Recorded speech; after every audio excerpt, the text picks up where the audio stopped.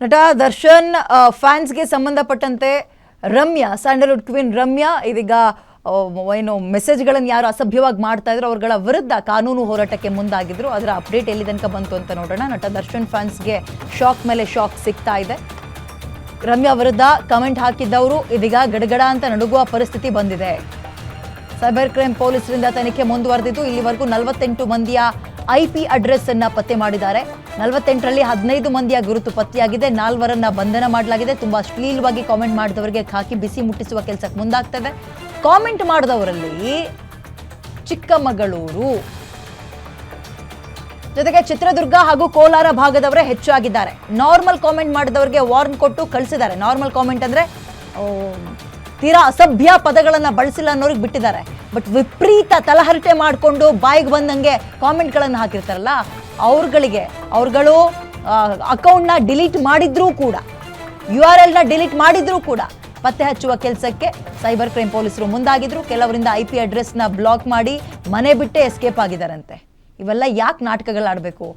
ತೆಪ್ಪಗೆ ಕೆಲಸ ಮಾಡಿಕೊಂಡು social media ಇರೋದು ಎಂಟರ್ಟೈನ್ಮೆಂಟ್ ತಗೊಳ್ಳೋಕ್ಕೆ 5 ನಿಮಿಷ ಫೋನ್ ನೋಡೋಣ ಸುಮ್ಮನೆ ಬಿಡೋಣ ಅನ್ನೋದು ಬಿಟ್ಟು ತೀರಾ ಪರ್ಸ್ನಲ್ ಆಗಿ ಯಾರನ್ನೋ ಮೆರ್ಸಕ್ಕೆ ಹೋದ್ರೆ ಇಂಥದ್ದಾಗತ್ತೆ.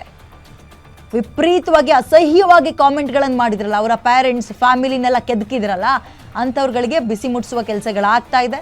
ಆಗಬೇಕು. ಇದು ಒಂದು ಸಲ ಆದರೆ ಉಳಿದಂಥವ್ರು ಬುದ್ಧಿ ಕಲಿತಾರೆ. ಚಿಕ್ಕಮಗಳೂರು ಸೇರಿದಂತೆ ಇನ್ನು ಹಲವು ಕಡೆ ಪೊಲೀಸರು ಬಲೆ ಬೀಸಿದ್ದಾರೆ. ಅಲ್ಲಿನ ಲೋಕಲ್ ಸ್ಟೇಷನ್ಗಳ ಪೊಲೀಸರ ಸಪೋರ್ಟನ್ನು ಕೂಡ ತಗೊಳ್ತಾರೆ ಈ ವಿಚಾರದಲ್ಲಿ, ನೋ ಡೌಟ್. ಇವ್ರು ಬೆಂಗಳೂರಲ್ಲಿ ಕಂಪ್ಲೇಂಟ್ ಕೊಟ್ಟಿದ್ದಾರೆ, ನಾನು ಕೂತ್ಕೊಂಡು ಇಲ್ಲಿ ಚಿಕ್ಕಮಗಳೂರಲ್ಲಿ ಮೆಸೇಜ್ ಮಾಡ್ತೀನಿ ಅಂದರೆ ತಪ್ಪಿಸ್ಕೊಳ್ಬೋದು ಅಂತಲ್ಲ.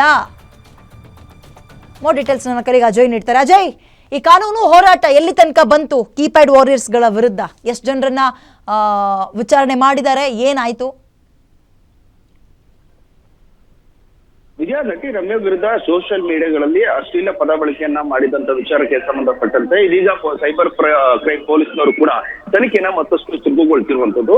ಈವರೆಗೂ ಕೂಡ ಒಟ್ಟು 4 ಜನ ಆರೋಪಿಗಳನ್ನ ಈಗಾಗಲೇ ಪೊಲೀಸ್ನವರು ಅರೆಸ್ಟ್ ಅನ್ನ ಮಾಡಿ ಅವ್ರನ್ನ ಎಂಕ್ವೈರಿನ ಮಾಡ್ಲಾಗ್ತಾ ಇದೆ. ಅಂದ್ರೆ ಪ್ರಮುಖವಾಗಿ ಕಳೆದ 4 ದಿವಸದಿಂದ ಇಬ್ಬರನ್ನ ಅರೆಸ್ಟ್ ಮಾಡಿದ್ರು. ನಂತರ ಮತ್ತೆ ಇಬ್ಬರನ್ನ ಅರೆಸ್ಟ್ ಮಾಡಿ ಒಟ್ಟು 4 ಜನ ಆರೋಪಿಗಳನ್ನ ಈಗಾಗಲೇ ವಶಕ್ಕೆ ಪಡೆದು ಅವ್ರನ್ನ ಎಂಕ್ವೈರಿನ ಮಾಡ್ತಾ ಇದ್ದಾರೆ. ಇಲ್ಲಿ ಒಟ್ಟು 45 ಮಂದಿಯ IP ಅಡ್ರೆಸ್ ಏನಿದೆ ಅದನ್ನು ಕೂಡ ಪತ್ತೆಯನ್ನ ಮಾಡಲಾಗಿದೆ. ಅದರಲ್ಲಿ 45 ಮಂದಿಯನ್ನ ಈಗಾಗಲೇ ಯಾರು ಅನ್ನೋದು ಕೂಡ ಪೊಲೀಸರಿಗೆ ಗೊತ್ತಾಗಿದೆ. ಅವರ ಬಂಧನಕ್ಕೂ ಕೂಡ ಸಾಕಷ್ಟು ತಯಾರಿನ ಒಂದ್ ಕಡೆ ಸೈಬರ್ ಕ್ರೈಮ್ ಪೊಲೀಸ್ನವರು ಮಾಡ್ತಾ ಇದ್ರೆ, ಅದ್ರ ಜೊತೆಗೆ ಅಶ್ಲೀಲವಾಗಿ ತೀರಾ ಕೆಟ್ಟದಾಗಿ ಕಾಮೆಂಟ್ ಮಾಡಿದಂತ ಕೆಲವರಿಗೆ ಬಿಸಿ ಮುಟ್ಟಿಸೋದಕ್ಕೆ ಪೊಲೀಸರು ಕೂಡ ತಯಾರಿನ ಮಾಡ್ಕೊಂಡಿದ್ದಾರೆ.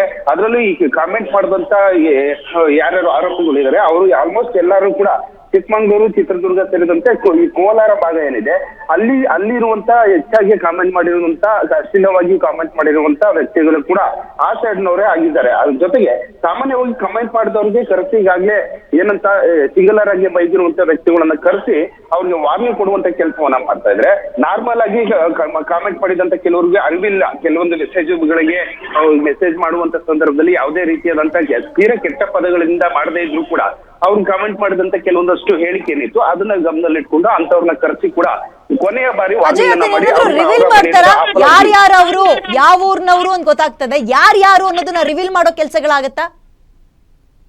ಖಂಡಿತ. ಈಗಾಗಲೇ ಅರೆಸ್ಟ್ ಮಾಡಿರುವಂತ 4 ಜನ ಆರೋಪಿಗಳನ್ನ ಈಗಾಗಲೇ ಹೆಸರು ಸಮೇತ ರಿವೀಲ್ ಅನ್ನ ಮಾಡಿದ್ರೆ, ಆದ್ರೆ ಯಾವ ಕಾಮೆಂಟ್ ಅನ್ನ ಅವ್ರು ಮಾಡಿದ್ರು ಅನ್ನೋ ಒಂದು ಮೆಸೇಜ್ಗಳೇನಿದೆ ಅದನ್ನ ರಿವೀಲ್ ಮಾಡೋದಿಲ್ಲ.